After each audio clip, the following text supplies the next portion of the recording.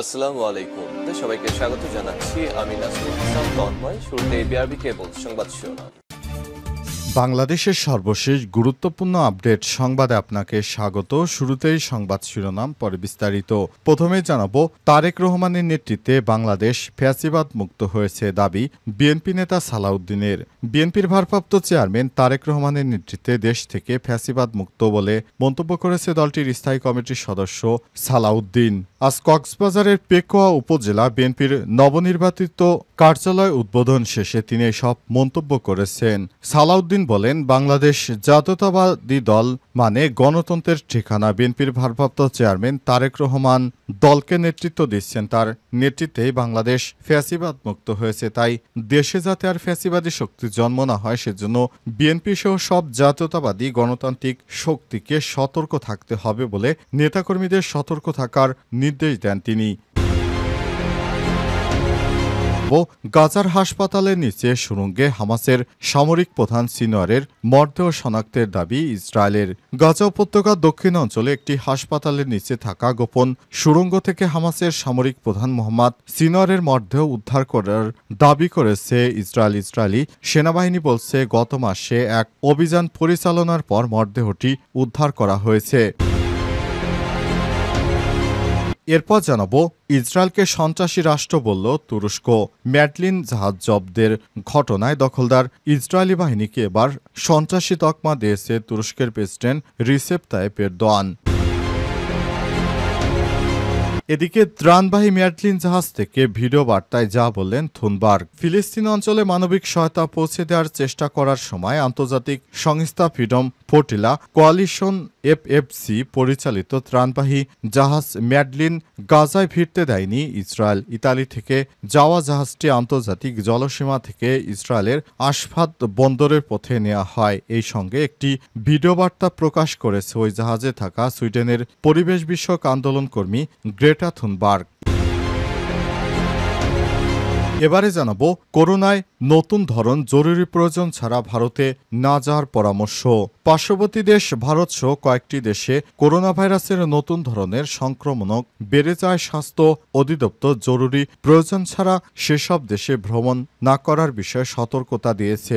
সংস্থাটি রোগ নিয়ন্ত্রক শাখার পক্ষ থেকে এই নির্দেশনা জারি করা হয়েছে। একই সঙ্গে করোনার ঝুঁকি মোকাবেলায় দেশের সব স্থল, নৌ এবং বিমানবন্দরে স্বাস্থ্য স্ক্রিনিং ও নজরদারি বাড়ানোর নির্দেশনা দেওয়া হয়েছে। তারেক রহমানের নেতৃত্বে বাংলাদেশ ফ্যাসিবাদ মুক্ত হয়েছে দাবি বিএনপি নেতা সালাউদ্দিনের। বিএনপির ভারপ্রাপ্ত চেয়ারম্যান তারেক রহমানের নেতৃত্বে দেশ থেকে ফ্যাসিবাদ মুক্ত বলে মন্তব্য করেছে দলটির স্থায়ী কমিটির সদস্য সালাউদ্দিন। আজ কক্সবাজারের পেকুয়া উপজেলা বিএনপির নবনির্বাচিত কার্যালয় উদ্বোধন শেষে তিনি এসব মন্তব্য করেছেন। সালাউদ্দিন বলেন, বাংলাদেশ জাতীয়তাবাদী দল মানে গণতন্ত্রের ঠিকানা। বিএনপির ভারপ্রাপ্ত চেয়ারম্যান তারেক রহমান দলকে নেতৃত্ব দিচ্ছেন, তার নেতৃত্বেই বাংলাদেশ ফ্যাসিবাদ মুক্ত হয়েছে। তাই দেশে যাতে আর ফ্যাসিবাদী শক্তির জন্ম না হয়, সেজন্য বিএনপি সহ সব জাতীয়তাবাদী গণতান্ত্রিক শক্তিকে সতর্ক থাকতে হবে বলে নেতাকর্মীদের সতর্ক থাকার নির্দেশ দেন তিনি। সালাউদ্দিন আরও বলেন, বাংলাদেশ ফ্যাসিবাদী আওয়ামী লীগের একদলীয় শাসনের অবসান হলেও তারা দেশে বিদেশে বসে নানা ষড়যন্ত্র করছে। তারা বিভিন্ন উস্কানিমূলক বক্তব্য দিয়ে দেশে অস্থিতিশীল পরিস্থিতি সৃষ্টি করার পায়তারা করছে। এই ষড়যন্ত্র মোকাবেলায় সব গণতান্ত্রিক শক্তিকে ঐক্যবদ্ধ থাকতে হবে। বিএনপি দেশে যত দ্রুত সম্ভব একটি সুষ্ঠু নিরপেক্ষ নির্বাচনের মাধ্যমে একটি রাজনৈতিক ও গণতান্ত্রিক সরকার প্রতিষ্ঠা করতে চায় বলে যোগ করে বিএনপির এই নেতা তিনি বলেন, বিএনপি ডিসেম্বরে নির্বাচন চায়, কিন্তু সরকার আমাদের ডিসেম্বরে নির্বাচন দিচ্ছে না। যত দেরিতে নির্বাচন দিবে তত দেরিতে বিএনপি ক্ষমতায় বসবে। বিএনপি চায় দ্রুত সময়ের মধ্যে ক্ষমতায় বসতে, কিন্তু অন্তর্বর্তীকালীন সরকারের কারণে বিএনপি ক্ষমতায় বসতে পারছে না। বিএনপির উদ্দেশ্য হচ্ছে এখন ক্ষমতা দখল করা, কিন্তু এই সরকারের কারণে তারা দ্রুত সময়ের মধ্যে ক্ষমতায় বসতে পারছে না। এ কারণে বিএনপি খুব দুঃখে আছে। গাজার হাসপাতালের নিচে সুড়ঙ্গে হামাসের সামরিক প্রধান সিনওয়ারের মরদেহ শনাক্তের দাবি ইসরায়েলের। গাজা উপত্যকার দক্ষিণ অঞ্চলে একটি হাসপাতালের নিচে থাকা গোপন সুড়ঙ্গ থেকে হামাসের সামরিক প্রধান মোহাম্মদ সিনওয়ারের মরদেহ উদ্ধার করার দাবি করেছে ইসরায়েল। আজ ইসরায়েলি সেনাবাহিনী বলছে গত এক মাসে অভিযান পরিচালনার পর মরদেহটি উদ্ধার করা হয়েছে। ইসরায়েলি সেনাবাহিনীর মুখপাত্র ব্রিগেডিয়ার জেনারেল এফি ডেফরিন দাবি করেছেন হামাসের আরেক শীর্ষস্থানীয় নেতা এবং রাফা ব্রিগেডের কমান্ডার মোহাম্মদ শাবানাকেও এই একই স্থানে নিহত অবস্থায় পাওয়া গেছে। তার সঙ্গে আরও কয়েকজন সশস্ত্র যোদ্ধার মরদেহ উদ্ধার করা হয়েছে, তবে তাদের পরিচয় এখনও নিশ্চিত হওয়া যায়নি। খান ইউনুসের ইউরোপিয়ান হাসপাতালের নিচে পাওয়া সুড়ঙ্গটি দেখাতে ইসরায়েলি সেনারা কয়েকজন বিদেশি সাংবাদিককে সেখানে নিয়ে গিয়েছেন। সেনাবাহিনীর মুখপাত্র ডেফরিনের দাবি সুড়ঙ্গটি হামাসের একটি বড় পরিচালনা কেন্দ্র হিসেবে ব্যবহার করা হতো।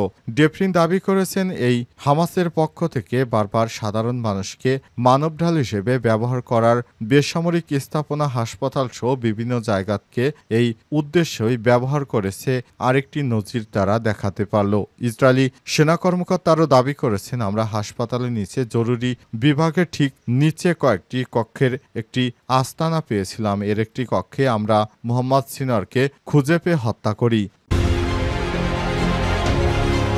ম্যাডলিন জাহাজ জব্দ, ইসরায়েলকে সন্ত্রাসী রাষ্ট্র বলল তুরস্ক। আন্তর্জাতিক জলসীমায় গাজার মানবিক ত্রাণ বহনকারী জাহাজ ম্যাডলিনকে আটক করায় ইসরায়েলকে সন্ত্রাসী রাষ্ট্র বলে আখ্যায়িত করেছে তুরস্ক সরকার। দুই তুর্কি নাগরিক সহ আজ ভোরে 12 অ্যাক্টিভিস্ট বহনকারী জাহাজটিকে জব্দ করে ফিলিস্তিনের ছিটমহলে পৌঁছাতে বাধা দেয় ইসরায়েল। মিডল ইস্ট আইয়ের প্রতিবেদনে বলা হয়েছে, তুরস্কের কর্মকর্তারা এই ঘটনাকে আন্তর্জাতিক আইনের স্পষ্ট লঙ্ঘন বলে বর্ণনা করেছেন। ইসরায়েলি সরকার সামুদ্রিক নিরাপত্তা এবং নৌ পরিবহনের স্বাধীনতা উভয়ই বিপন্ন করেছে বলে আঙ্কারা অভিযোগ করেছে। তুর্কি পররাষ্ট্র মন্ত্রণালয়ের বিবৃতিতে বলা হয়েছে, নেতানিয়াহু সরকারের এই জঘন্য হামলা নৌ পরিবহনের স্বাধীনতা এবং নিরাপত্তা উভয়কেই হুমকির মুখে ফেলেছে। এটা আবারও প্রমাণ করেছে যে ইসরায়েল একটি সন্ত্রাসী রাষ্ট্র। ইসরায়েলি কর্মকর্তারা জানিয়েছে, গাজা উপত্যকায় অবরোধ ভাঙার লক্ষ্যে দাতব্য জাহাজটির নিয়ন্ত্রণ ইসরায়েলি বাহিনী নেয় এবং গেটা থুনবার্গ শো এর ক্রুদের আটক করে। গাজাগামী তুর্কি নাগরিকদের বহনকারী ত্রাণ জাহাজ ইসরায়েলি বাধার মুখোমুখি হওয়ার ঘটনায় এটি প্রথম নয়। 2010 সালে মানবিক ত্রাণ পরিবহনকারী গাজাগামী একটি ফ্লোটিয়ায় অভিযান চালিয়ে 10 জন তুর্কি নাগরিককে হত্যা করে ইসরায়েল। এই ঘটনায় তুরস্ক ইসরায়েল সম্পর্কের ক্ষেত্রে বড় সংকটের সৃষ্টি করে, যা বেশ কয়েক বছর স্থায়ী হয়। পরে ইসরায়েল ক্ষমা চায় এবং 2013 সালে মার্কিন মধ্যস্থতায় একটি চুক্তিতে ক্ষতিপূরণ দিতে সম্মত হয় তেল আবিব। ত্রাণবাহী ম্যাডলিন জাহাজ থেকে ভিডিও বার্তায় যা বলেন থুনবার্গ। ফিলিস্তিনি অঞ্চলে মানবিক সহায়তা পৌঁছানোর চেষ্টা করার সময় আন্তর্জাতিক সংস্থা ফ্রিডম ফ্লোটিলা কোয়ালিশন এফএফসি পরিচালিত ত্রাণবাহী জাহাজ ম্যাডলিন গাজায় ভিড়তে দেয়নি ইসরায়েল। ইতালি থেকে যাওয়া জাহাজটি আন্তর্জাতিক জলসীমা থেকে ইসরায়েলের আশদাদ বন্দরের পথে নেওয়া হয় এবং এই প্রসঙ্গে একটি ভিডিও বার্তা প্রকাশ করা হয়েছে। ওই জাহাজে থাকা সুইডেনের পরিবেশ বিষয়ক আন্দোলনকর্মী গ্রেটা থুনবার্গ। তিনি বলেছেন, আমার নাম গ্রেটা থুনবার্গ, আমি সুইডেন থেকে এসেছি। আন্তর্জাতিক জলসীমায় আমাদের আটকে রাখা হয়েছে।